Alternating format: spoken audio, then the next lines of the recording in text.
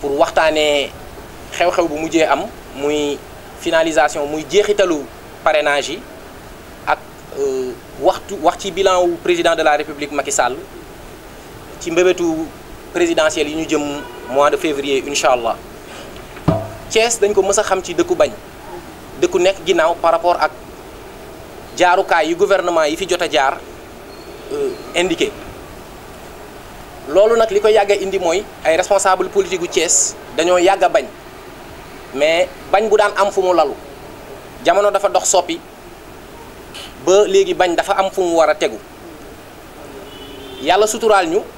am un responsable politique bu nekk Thiès boo xam ni heureusement am na trajectoire bu mu adopté maanaam am na yoon bu mu jël boo xamante ne mi ngi changé tuuti mi ngi soppi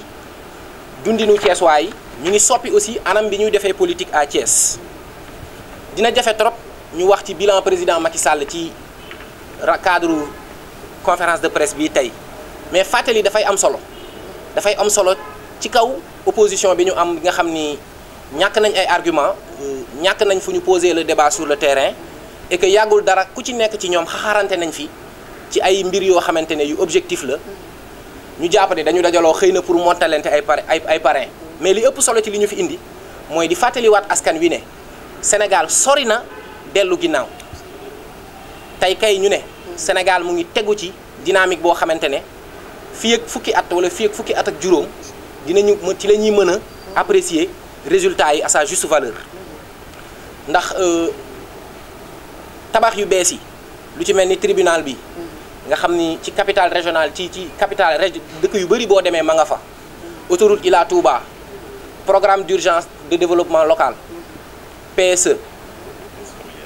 bourse de sécurité familiale ak yeneen yoo xamante ne sénégalais yi ñi ngi ciy gis seen bopp d'autant plus que fii à Thiès ñi ngi koy gën a seetaan parce que Promoville mi ngi commencé xàll ay chantier gis nañu aussi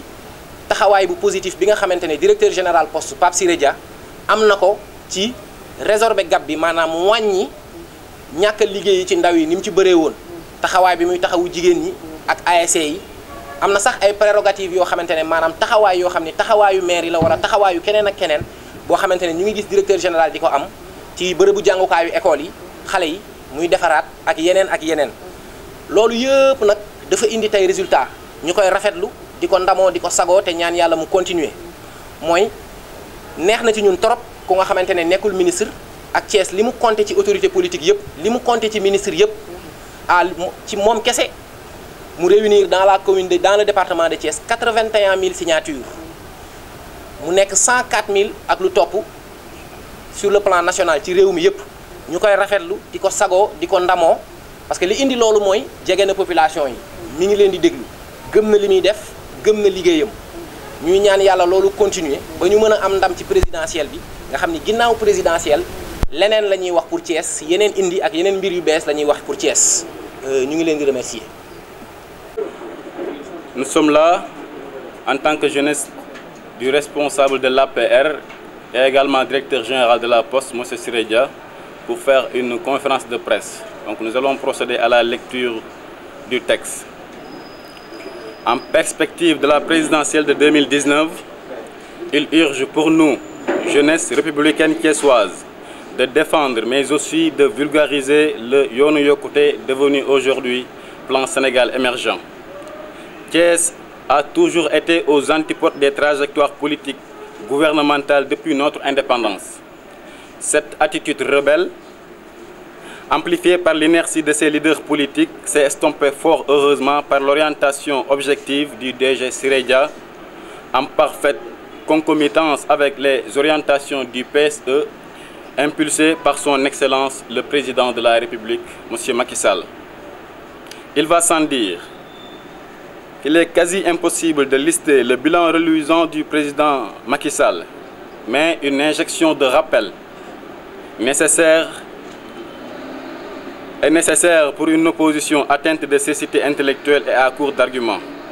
Avec son Excellence le Président de la République, le Sénégal est loin de régresser, comme l'auraient voulu certains, mais plutôt sur les rails de l'émergence. Ainsi, l'édification d'infrastructures publiques nouvelles, avec notamment le nouveau centre urbain de Diamniadio, le Promoville, le PUDC, la construction et la réfection des stades, la couverture maladie universelle,